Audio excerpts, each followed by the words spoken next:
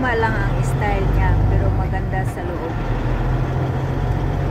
Kasi ngayon, kakaumpisa lang ng mainit, kaya wala pa silang gaano mga bulaklak. Tsaka siguro last time, nung yung may baha, nabaha yan sila. Maganda doon, may pool doon, may gazebo doon na pwedeng mag-party sa likod. Guys, thank you so much for watching. Dito, kaya ma-traffic dito guys, kasi ginagawa yung bridge.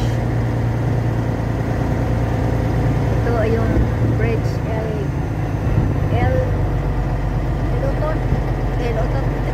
El-Otort.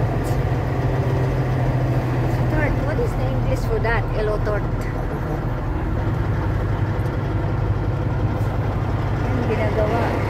Kaya nga siguro dyan ay ginagawa yung hole doon sa Chateau Couture dahil pinahayan sila. Ang ganda po yan pagka summer. Kasi yung mga garden, mga flowers, talagang nila yan guys. Dito naman ang traffic kasi dalawang linya lang, and then after isang linya na lang. What are you doing, Stuart?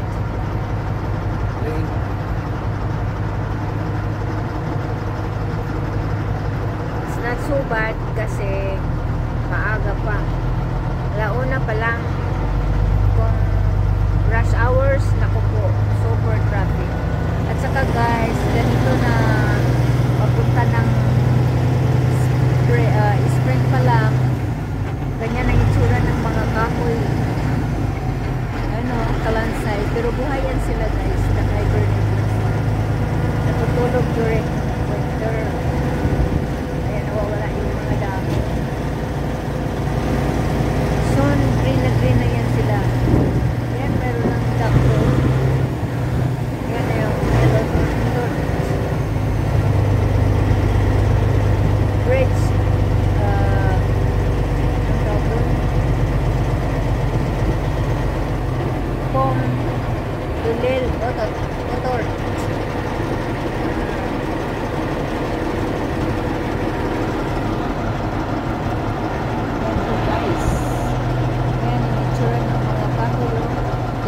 Kailan yun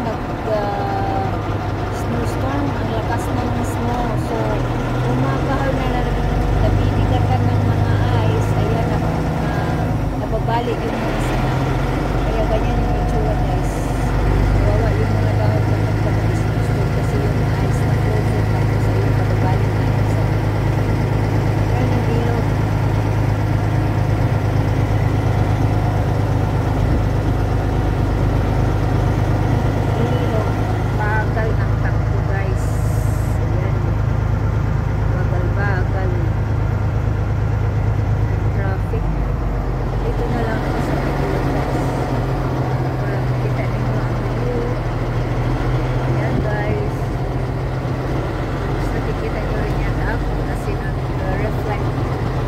Kasi ang init ng panahon ngayon.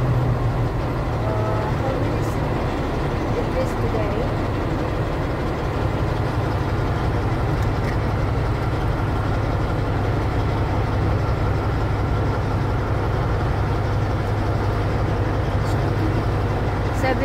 Guys, 17 degrees Celsius, kaya stop.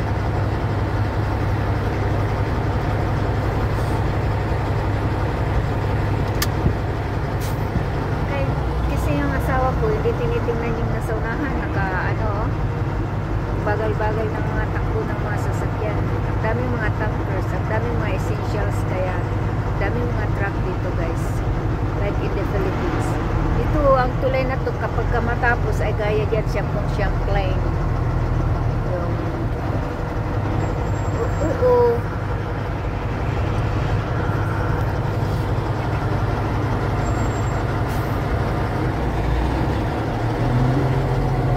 Pero kahit na ganun guys, busy ang araw namin at ganito ang traffic.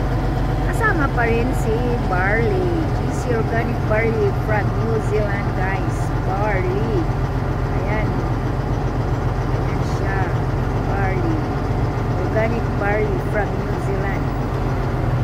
Kanina may nagtanong, kailan ba yung kahapon yata, nagtanong kung ano daw difference ng barley, Santi barley at saka yung GC Organic barley.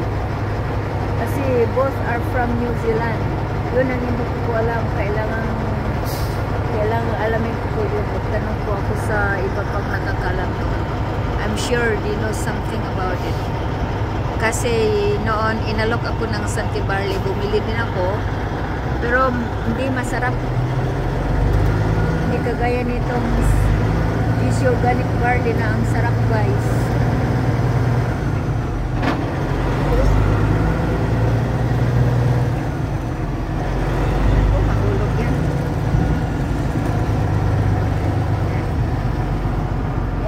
Aking GC Organic barley. Ako baliktad.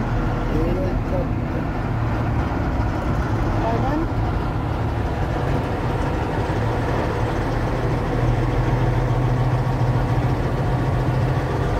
Mahangin, guys, kasi yung tubig ay malikot. Yan ang bagay, tsaka 70 kilometers per hour. Yun ang speed, pero hindi naman ganun ang takbo dahil traffic.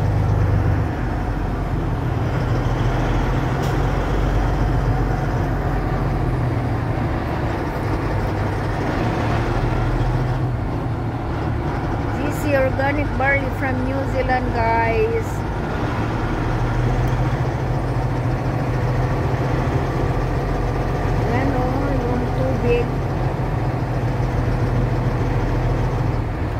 Malikot dahil mahangin.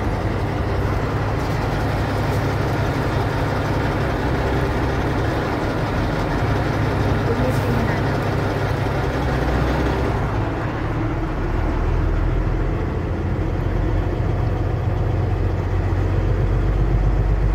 Yan, inubos ng asawa ko ang tinimpla kong barley sa kanya. Kahit nagda-drive kami, ma-energized po kasi mayroon kaming barley everyday. Ayan, guys, so